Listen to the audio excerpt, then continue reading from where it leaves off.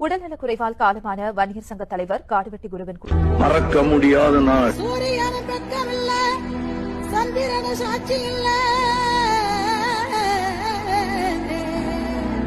பாதகத்தி பெத்த புள்ள, பஞ்சதென்ன வளர்ந்த புள்ள,